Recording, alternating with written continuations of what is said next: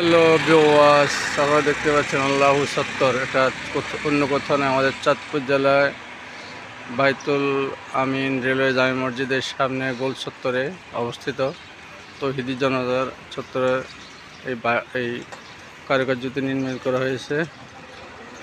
অনেক সুন্দর একটি দৃশ্য।